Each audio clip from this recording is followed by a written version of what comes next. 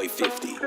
What's good, ladies and gentlemen? Welcome back to the Nerd Corner. I'm LotusAsakura, the kid that never knows best. And how long has it been? Like 2-3 months? Your boy made a video. We're not gonna talk about it. I don't even have an explanation for myself. Well, I do, but my dad always says excuses like assholes, and everybody has one. So we just not even gonna bother wasting our time with all that. Instead, I'm gonna bring out the Sustain the Industry video because I'm back with a manga haul today. And this is actually the largest manga haul I've had in probably like well over a year, if not longer than that.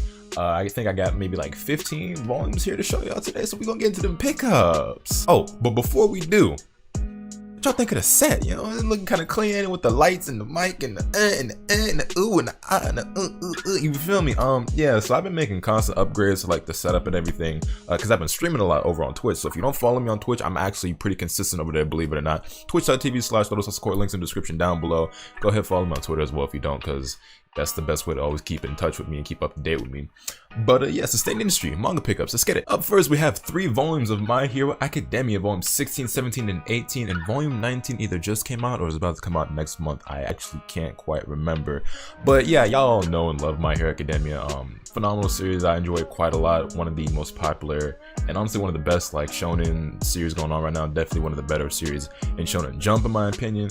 And yeah, I'm really liking where the story's at right now. Now, I've only read up to volume 16. I have not read volume 17 or 18 yet, which also means I'm obviously not up to date with the chapters that are coming out digitally, and I just bought my microphone. That's cool. But yeah, I'm actually like pretty far behind on My Hero, but I'm slowly catching back up. You guys know I actually started collecting My Hero back in 2015 when the first volume came out in English. So that's almost been 4 years now. Damn! But yeah, when the anime came out, I fell off with the manga, but then the anime was so good, I got back into the manga. Not that I ever disliked the manga, I was just like, wow, the anime is so good, I'm gonna just keep watching it. But then it was so good, I was like, wow, I want to read it again. So now I've been reading it again, slowly catching back up, getting back on top of things with the manga. I think it's pretty damn good right now. I know I'm reading the overhaul arc and everything that's going on with that. I hear it's a little bit slow in the current chapters, and so much so to the point where people are saying Black Clover is better than My Hero. I don't know about that one, because I started reading Black Clover when it came out. I'm just like, this ain't really for me. But yeah. Also, look at Suyu. Isn't she fucking adorable? But yeah, I don't have to talk too much about My Hero. Y'all know this series. 16, 17, 18. I'm liking where it's going. I'm trying to catch back up. Looking forward to season 4 coming out later this year, I believe. So yeah. Next, we have a personal favorite of mine, Twin Star Exorcists. I cannot gas this manga up enough. Actually, I can gas it up enough because I don't want to overhype, because nothing is ever good as people make it out to be when you overhype something. But Twin Star Exorcist is probably my personal favorite ongoing manga, and that means yes, I like it even more than I like My Hero Academia. And I'm a big fan of My Hero Academia. I love the anime and the manga quite a bit. But Twin Star it's got my heart. Now I got volumes 12, 13, and 14 here. Volume 15 I think just came out about a week ago. I haven't picked that up yet, but I will soon. But yeah, man, it's actually been a cool minute since I've read any Twin Star or bought it, let alone read it. So I'm actually quite a bit behind, and I only vaguely remember where I left off. So what I'm planning to do soon is actually start over with volume 1, read up to volume 14, grab volume 15, read that, and then start trying to read the chapters on this app that I have, which is free and legal, which I might talk about in a separate video. There's 2 apps. I'm sure a lot of you guys out there already know about them, but if you don't, let me know if you want to hear me talk about that. But yeah, man, so Twin Star Exorcists is a series that came out in English around the exact same time as My Hero Academia, and I remember I bought both of those volume 1s on the same day, at the same time, and I enjoyed them both a lot, but I like Twin Star more, and I continue to enjoy Twin Star more when it comes to the characters, the fights, the art style, the humor in it. I like everything about this series, and I know some of you out there have seen the anime. I've seen the anime too. As a Twin Star Exorcists fan, the anime is actually pretty disappointing. It's okay as a standalone anime, but trust and believe me when I tell you the manga is 1,000 times better. And I know, obviously, us manga fans, we say that about all types of series, but I truly mean it when I say it with Twin Star, because the story that they tell in Twin Star, for all intents and purposes, it might as well all be filler. Like it's all like anime original for the most part. Like I would say like 90% of the content in Twin Star's anime is not in the manga. So the manga is a completely different story. It's just the same characters pretty much. So if you like the anime, you'll love the manga. If you didn't like the anime, maybe consider giving the manga a chance. Also, I mean, like, have you seen these volume covers? These volume covers are fucking sick. I'm glad to have some more of these in my collection because Twin Stars, it's so pretty, it's so beautiful, it's so dope.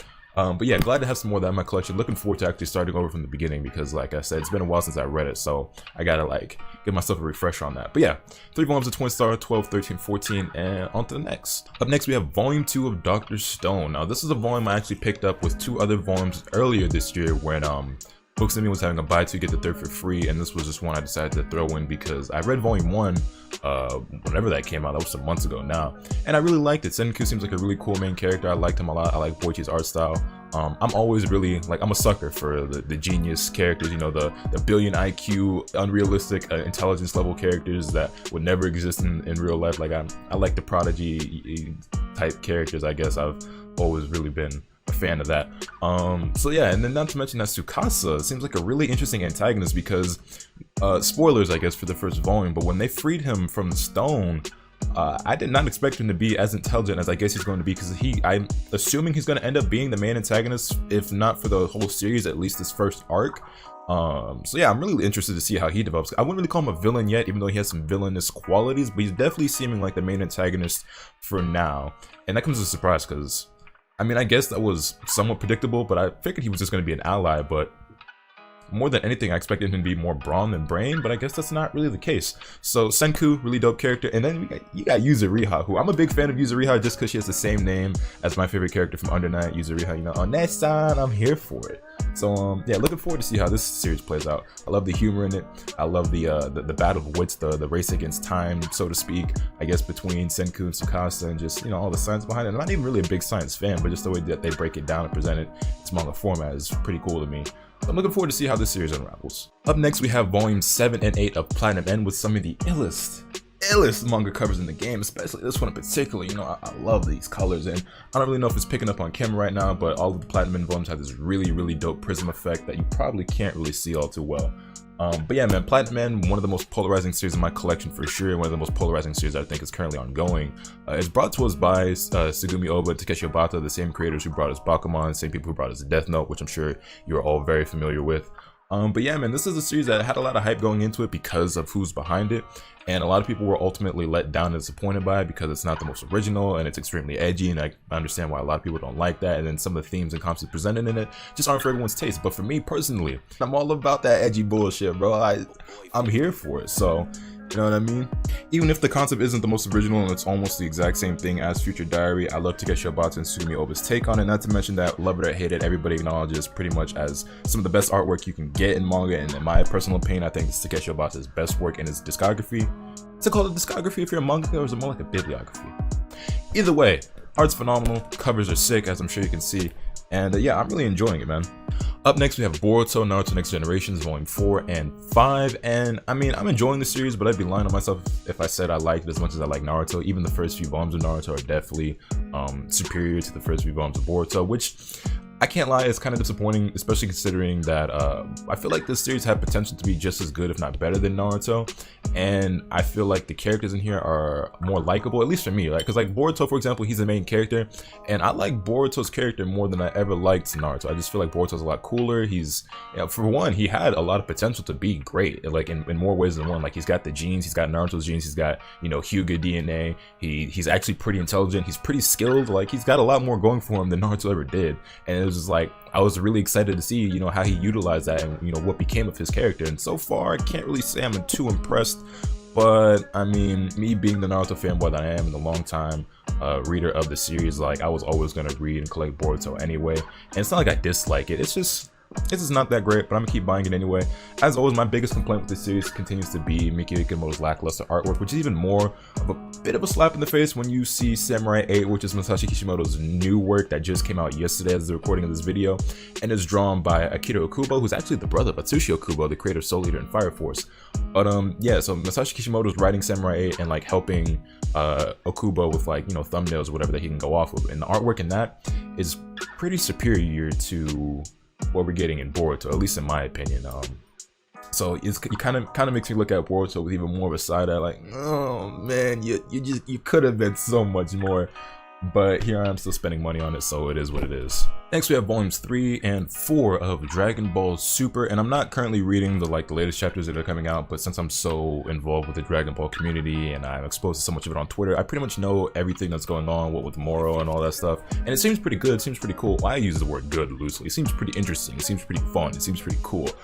Good's not necessarily the first word that comes to mind when I think of words to describe Dragon Ball, because as much as I love the series, I really don't think Dragon Ball is all that good. I do think this cover is good though. This cover is sick. You see Goku Black as a monster? Looking sinister on that shit, boy. But yeah, actually Goku Black and Zamasu are probably my favorite villains in all of Dragon Ball. It is what it is. I don't know, I just think they're really cool, which is crazy because I wouldn't have thought evil Goku, like, sounds whack on paper, but ended up being my favorite arc in Super. Even though I think Super is probably the weakest link in the Dragon Ball franchise, it's funny how it ended up being one of my favorite arcs in Dragon Ball and gave me probably my favorite villains. Not to mention that in the manga, we get Super Saiyan God Vegeta, and the world needs more Super Saiyan God Vegeta. And speaking of Super Saiyan God Vegeta, did y'all see the Broly movie? I got the Broly movie on Blu-ray too. Woo! Let me relax, hold on. Y'all know Vegeta versus Broly is the illest fight in all of Dragon Ball. I don't want to hear it. That's my phone. Don't at me, don't text me, don't message me, don't call me. I'm not picking up the phone right now, bro. Vegeta versus Broly, illest fight in the franchise, hands down. It was too ill. I love this movie. Manga's okay.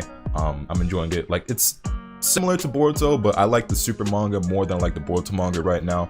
I think it is better in almost every way right now, but we'll see how it goes. Boruto still has time to grow and develop. But yeah, Dragon Ball Super manga, the Broly movie, which I didn't expect to like as much as I did, at least when it was first announced, because like I never really cared for Broly, but the movie lived up to the hype for me. It definitely lived up to the hype. It was sick. It was sick. Beautifully animated, some of the illest fight scenes, and just, man, can't wait for Gogeta and Broly to come out in Dragon Ball FighterZ.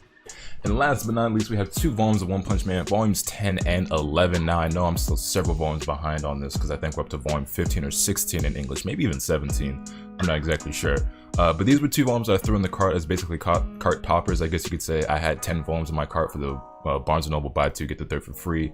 And I needed 2 more to round off the deal. And I was like, oh yeah, I forgot I was collecting One Punch Man. I haven't bought One Punch Man in, what, like a year or 2?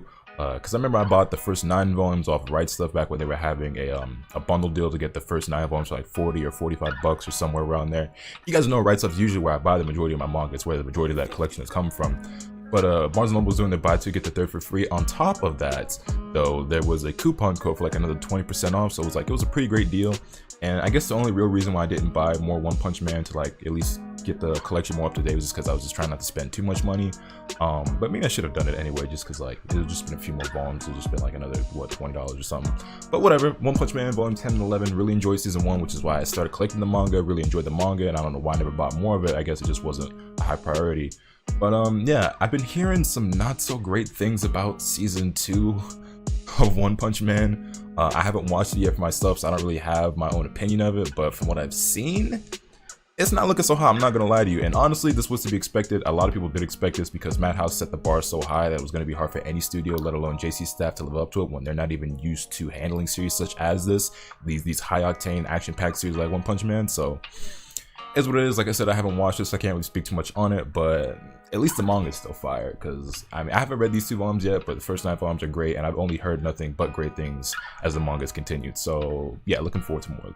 But that'll do it, ladies and gentlemen. Let me know your thoughts in the comments down below. Let me know what manga you've picked up or have been reading, or you're looking forward to reading. Also, if you checked out Samurai 8, I may or may not have a little something coming on the way real soon, talking about that. If y'all interested in that, so be on the lookout for that. You feel me? Hit this video a like if you enjoyed, subscribe if you haven't already, so you can stay tuned for all the awesome content I bring you. And with all that being said, let's turn it off today. And remember, nothing can happen until you swing the bat. Later.